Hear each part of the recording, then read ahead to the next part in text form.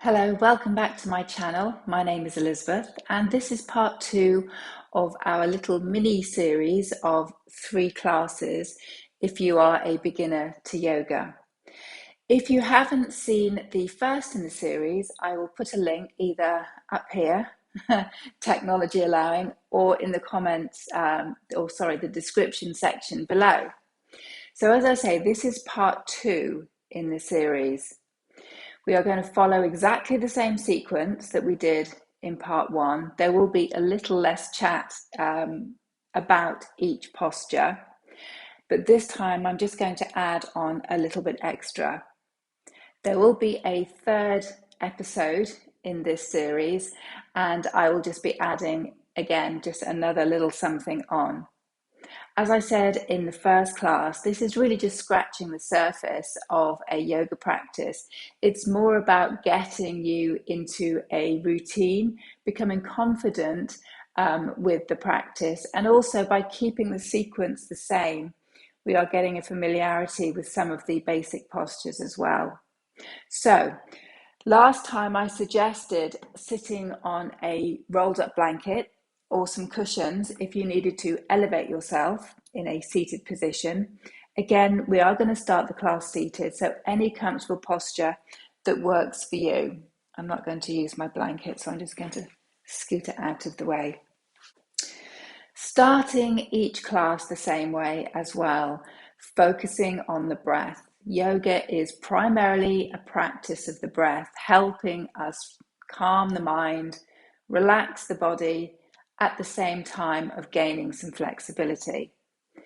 So we can have our eyes closed, or we can just gaze at a little soft point in front of us and just rest the hands wherever they fall, on the knees, in the lap. And just taking a nice deep inhale through the nose. Remember to keep the shoulders soft. Feel the expanse of the belly as we breathe in. And breathing out through the nose as well. And for these first few breaths, just notice the flow, the rhythm of how you're breathing, whether your inhale is longer than the exhale, whether you have a little pause at the top of the breath or the bottom of the breath. And then when you begin to settle yourself into this space, wherever you are, whatever time of day this may be for you, maybe try and make your inhale the same length as the exhale, all the while keeping that softness through the shoulders, relaxing through the body, trying not to frown or clench the jaw, and just allowing the breath to flow.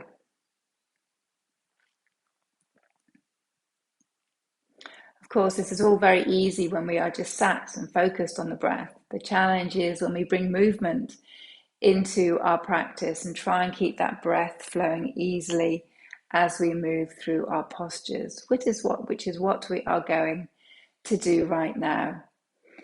So bring the hands down by the side. We can change the cross of the legs if you want to, or change your seated position to begin with. And we're just going to reach that right arm all the way up and over towards the left-hand side, keeping this bottom shoulder dropped away from the ear and this top shoulder pulled back so that we're not folding forward. It's very much a side stretch. Feeling both sit bones rooting down towards the earth here. As we breathe in, we reach the palms together over the head, and as we exhale, we just take that side bend to the opposite side, over towards the right-hand side now. Keep focusing on the breath, trying not to clench into any muscles here. As we bring that right arm back up, so we come into the twist. So we take our right hand over to our left knee, just shrug the shoulders down, and gently twist over to the left-hand side, drawing that twist from the center of the body up through the chest, and the shoulders being the last thing to twist around here. As we move with our breath, we inhale to center and we exhale, gently twisting the opposite way. So we don't have to force ourselves around. We don't have to pull on that leg. Very gentle movements as we begin our class. And then make your way back to center. A little add-on now from last time's class. taking the hands behind the back. I've just turned to the side just so that you can see what I'm doing. So we're interlacing the fingers and just drawing the knuckles down towards the floor. At the same time, just dipping the chin to the chest. Now this has the effect of stretching down through the arms and also into this part of the spine and the top of the neck as well. If you're quite happy staying here, then stay here, or you may have some movement to hinge from the hips and maybe even fold forward and lifting the arms up. Always listen to your body and be guided by your breath. If you begin to hold your breath, then you know that maybe you've gone a little bit too far. Okay, let's release the hands and bring ourselves over onto all fours, finding that tabletop position once more. The wrists underneath the shoulders, the knees underneath the hips. And we begin our cat-cow movement from the tailbone. As we lift the tailbone, drop the belly, shrugging our shoulders back. As we breathe in, as we breathe out, again starting the movement from the base of the spine, rounding up, sending that spine towards the ceiling, coming into our cat pose. Taking a few of these spinal mobilizations, coordinating it with our breath, moving one way, maybe even holding one posture if you're feeling a little tight in a certain area of your spine. If you're feeling tight at the top of the spine, maybe hold this cow pose, really draw the shoulders down. Alternatively, if you're feeling tight at the base of the spine, then cat pose might be the way forward for you today. Just a couple more.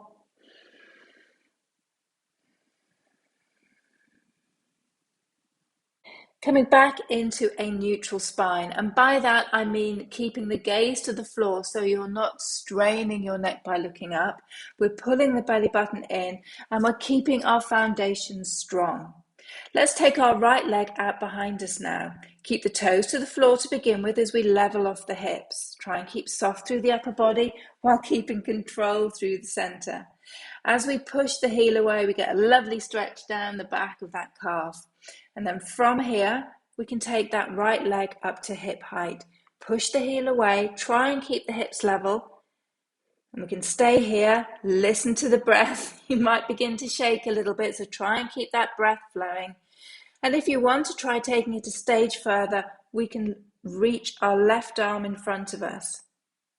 So we're extending forward with the arm, we're pushing back with the leg, we're staying strong through the core.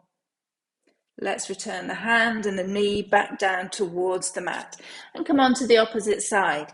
The left leg reaches out behind, just push the heel away to begin with to get that lovely stretch down the back of the calf before reaching the leg up to hip height.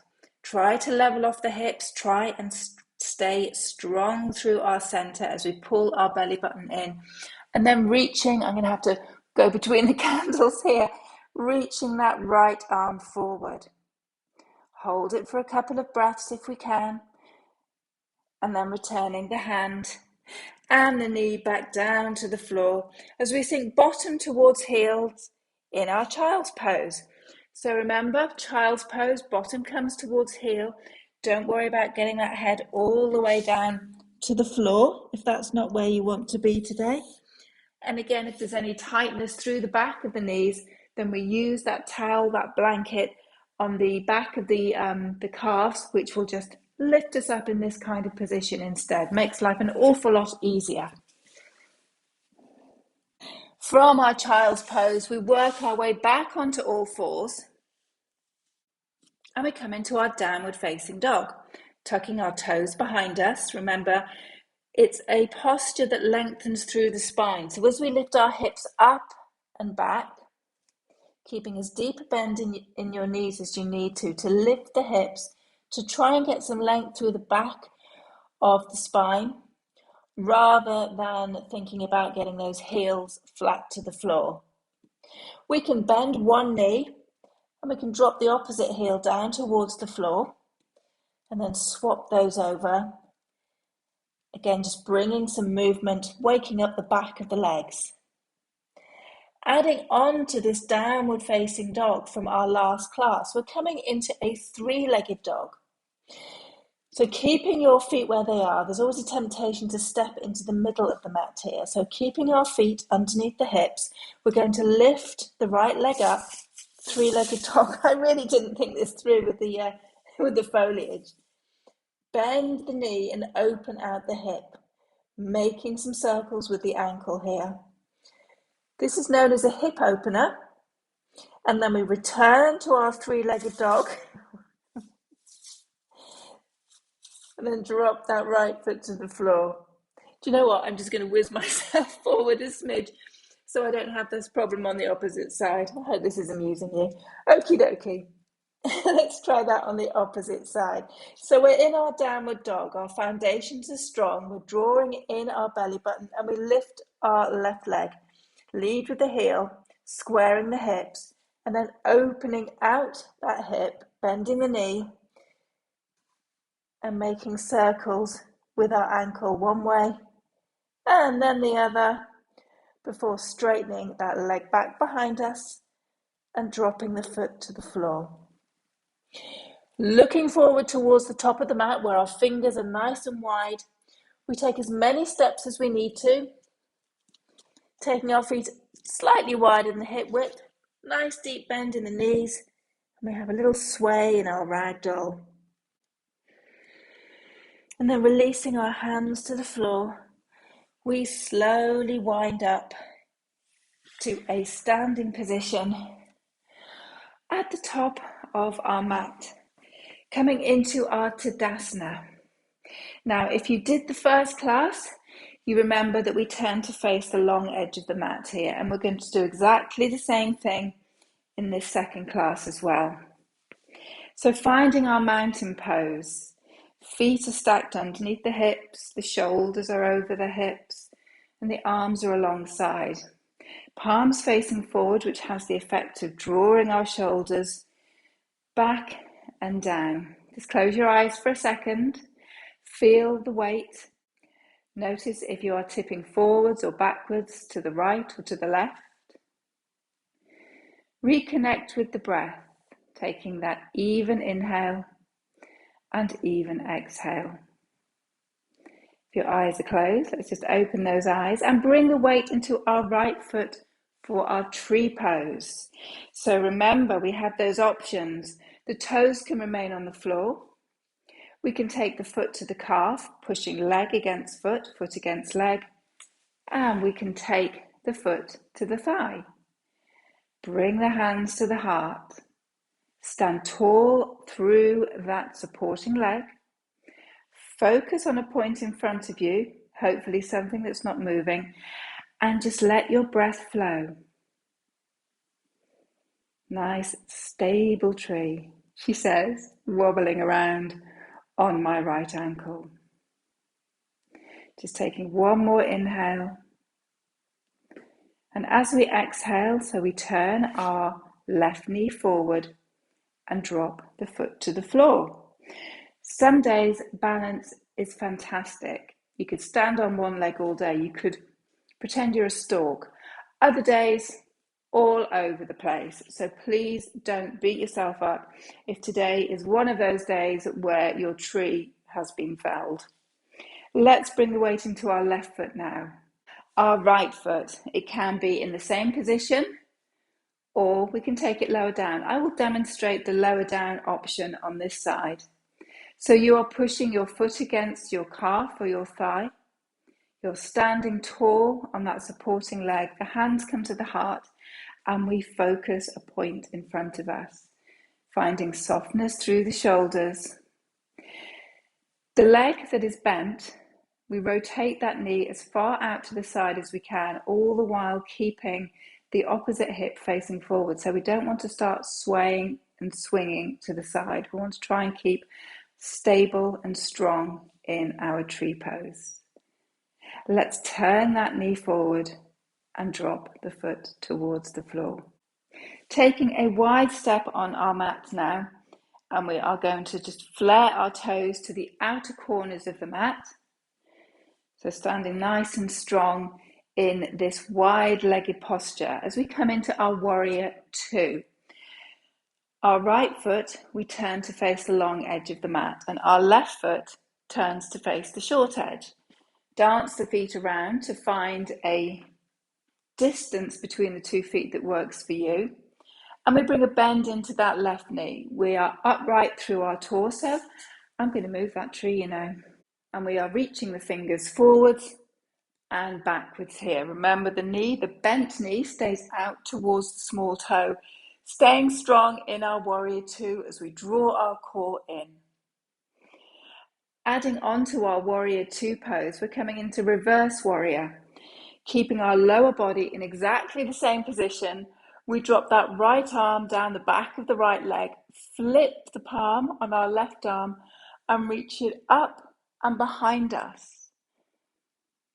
Now, when we come backwards in this posture, there is a tendency to straighten the leg. We are keeping it bent because we're in a warrior pose. Inhale the arms back over to shoulder height. Keep the arms here if we can as we straighten through that left leg. Again, I'm just shortening the distance between my feet as we move into our triangle. Reaching the upper body forward, 2 straight legs. As we exhale, we rotate the arms over, taking that left arm to the inside, the right arm lifts up. And again, if the neck is feeling a little bit tight, let's just keep that gaze to the floor. Pushing equally into both feet. Finding that evenness in the breath and the body as we bring a bend into that left knee just to push us up, and then we straighten the leg again. And now we're just going to reverse our triangle, taking that arm behind us, reaching the left arm up, the right arm comes down the back of the leg. You may not be going too far. You may just be in a very, very gentle little bend backwards here. Fabulous. Let's come back over, turn on the heels, and this time our right leg is facing the back of the mat and our left foot is facing the long edge. We bend into that right knee and we find our warrior on this side. Have a little check over your left shoulder just to make sure that that left arm is roughly the same height as the right. Imagine you're being extended through your arms here as you root down through your feet, engage your core. It's a very strong posture. I really like warrior two. You feel strong, you feel in control. Let's reverse our warrior now by turning the palm of that right hand, dropping the left hand down the back of the leg and just reaching up and behind, keeping the bend in our front knee. And this left shoulder is dropping away from the ears. It's not scrunching up around the ears. As we breathe in, we return back into our warrior two arms. Straighten through that right leg. Little shimmy with the back foot, maybe, if you're anything like me. Extend through the torso. Length through the side of the ribs here. Imagine you're being lifted up. And as we breathe out, slowly we rotate over, extending that left arm up, and the right arm just rests on the inside of the leg. Pushing firmly into that back foot so we're not traveling all the weight forward here. Turn towards that right foot, bend into the knee, come back up, return to 2 straight legs, and we just reverse our triangle. Flowing through these movements. So as you notice, there's more of a flow in this class than there was in the previous one. Working our way back, dropping the hands onto the top of the hips as we turn the feet to face the long edge of our mat. As we move into the third class in this little mini series, the flow will increase. There'll just be an added extra little posture here and there, and we use our breath to flow through these movements. It's known as a vinyasa when we connect the breath to the movement and we flow through. So our forward fold today, remember we had a block in front of us or a shoebox if we needed to, and I'm going to give you a couple of options for our forward fold today, just to take it a little bit further if you want. Keeping the hands on the top of the hips, we roll the shoulders back and down.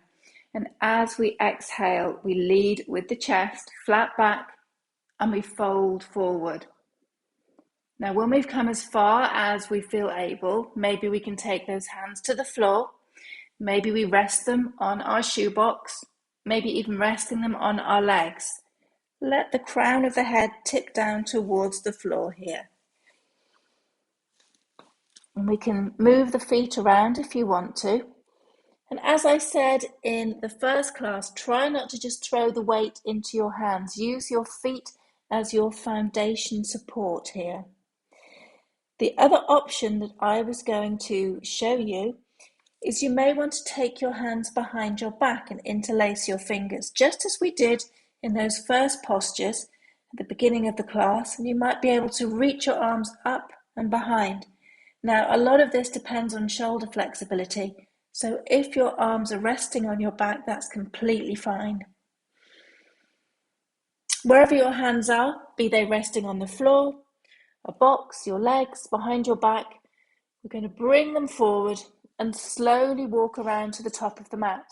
So remember, we did this and we dropped the knee to the floor and we've returned ourselves to that tabletop position. We're going to come down onto our tummies now to do a couple of postures on the front of our body, lying down, before we flip ourselves over.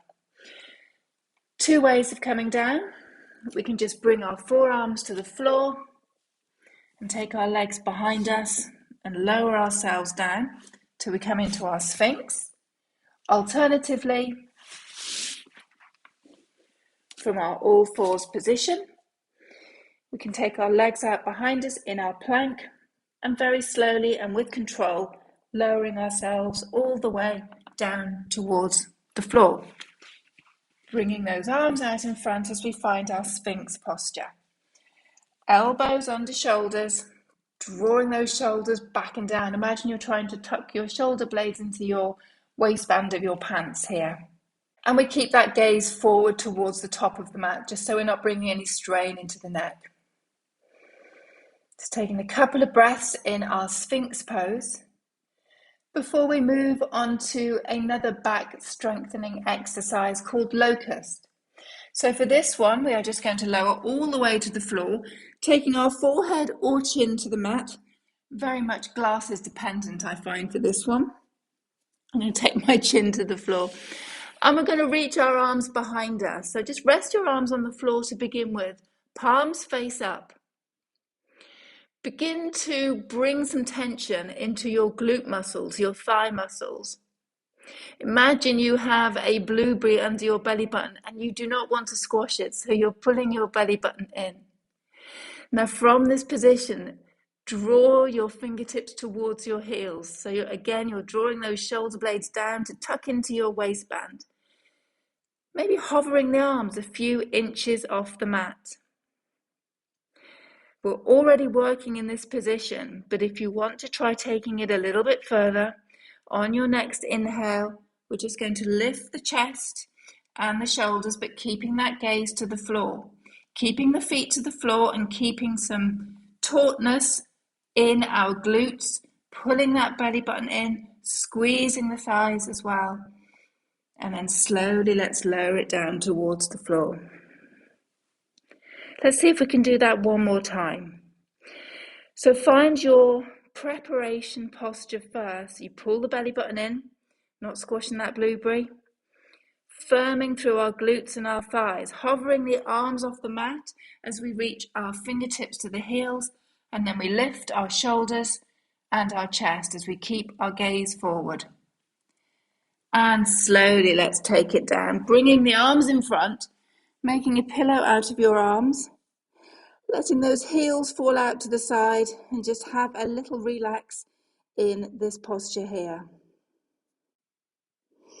Excellent work, well done. That is not an easy posture to come into. So we are going to bring ourselves all the way up and over now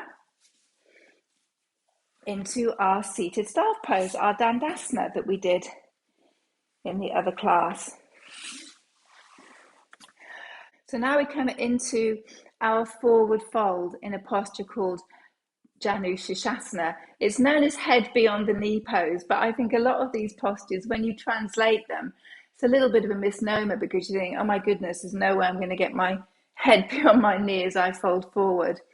But anyway, it's called Janu for short, and this is the posture we are going to do. It's the same leg position that we did in our tree pose when we were standing. So we're drawing our left foot in towards our right leg. Now, try and keep our hips square to the top of the mat and our shoulders are square. The toes of that right foot are facing up. And if you remember, there's two ways of folding forward. There's the, I have absolutely no pain in my body whatsoever, so I'm going to extend my arms up and lengthen forward. Or there is the more cautious approach with, I'm going to protect my lower back as much as possible, keep my hands to the floor. Inhale, root the sit bones, grow a couple of inches through the vertebrae, and exhale, extending forward. Okay, so this is the pose that I'm going to do today. Just taking my hands either side of my right leg, taking a breath in, and as we exhale, just feel your body relaxing into the pose as far as is possible. There shouldn't be any pain going on. Sometimes there's a little bit of discomfort if you're putting your body in positions it's not used to, but as long as there's no pain, any pain, we just don't do it. And then we walk ourselves all the way back up. We're going to come into a twist now. So we're going to take this left foot and just cross it over the right. Stay tall through your spine, lengthen through the spine, sit bones rooting down, and take a hold of your left leg with your right hand. Just hook it in towards more of the midline of the body as we take our left hand behind. Start facing the front. So we inhale, find length, and as we exhale, just as we did with that twist at the top of the class, you start from the center of the body, go as far as you can on the exhale, take a breath in. Maybe there's a little more movement as we breathe out. Very gentle twist, really don't force it. And then slowly come back to face the front. So we uncross that leg, we draw our right foot in, and we're just repeating that tiny little sequence, that little flow on this side. We square shoulders and hips. We've either got our arms extended or down as we inhale and lengthen, and exhale, drawing ourselves forward towards that extended leg, or probably just to the inside of the extended leg, I would suggest. Take a breath in and let the exhale possibly draw you forward if there is room to do so. All the while have the toes facing up, so we're working down the back of that leg. We're not just sort of hanging out in this posture. We're trying to hold ourselves in a stable fashion. Let's walk the hands back in, and we take our right foot, crossing it over our left leg now. So finding that twist on this side. If we just hook the knee, either into the elbow or just with the hand, with that left hand, take our right hand behind, we sit tall and lengthen, and then as we exhale, we draw that twist from the center, keeping the shoulders soft towards the right hand side. Slowly working your way back. Uncross your legs, but keeping our knees bent. Have a little check behind us, make sure that we do have room to go backwards. Taking our hands behind our thighs now, just rounding through our spine and just slowly taking it back. Maybe bringing our arms out in front of us here as well. Just holding it here, pulling that belly button in. And then as we breathe in, coming back into a seated position, finding length through that spine again. Take a breath in, and as we exhale, slowly taking it back, maybe bringing the arms in front. Inhale, let's draw it back in as we do so, finding that length through the spine. Last time, we're going to take it down, rounding through the spine. maybe keeping the arms in front, maybe holding behind the back of the thighs, and from here, very slowly, taking it all the way down towards the floor, drawing the heels in towards the bottom. Palms face down towards the floor and the knees are stacked over the hips. We don't want these knees flaring out to the side. So imagine you're squeezing a book or a block between your legs. And then as we breathe in, pushing through the feet, and lifting the hips as we squeeze our glute muscles. Keeping our back fairly straight here, so we're not coming into a back bend, squeezing those thighs, squeezing the glutes as we lift the hips. And then very slowly as we exhale, rolling that spine down towards the floor, visualizing each vertebrae, click, click, click, click, click, coming down towards the mat. Let's just do that one more time. So we take a breath in to prepare, and then as we breathe out, we push through the feet, we can begin to lift through the hips, squeezing the glutes, taking it up into our bridge.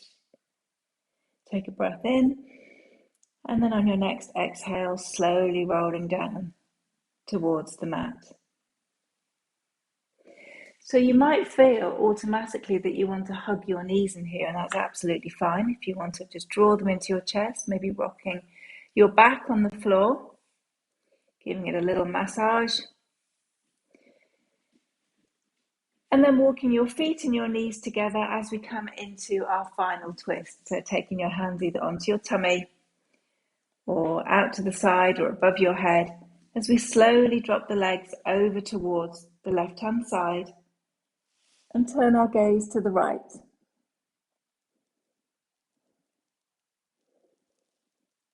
We can begin to close the eyes now as well if you wish, as we head towards the end of our practice, using those core muscles, drawing the knees back to center, and then as we exhale, taking them over to the right and maybe turning the gaze to the left here.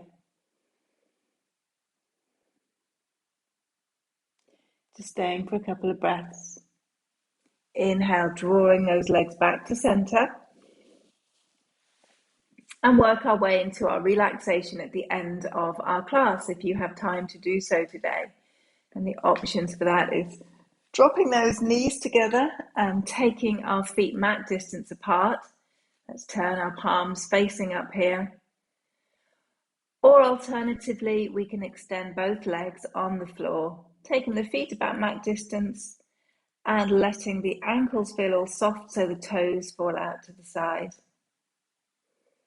Staying here, if we can, for at least 5 inhales and 5 exhales.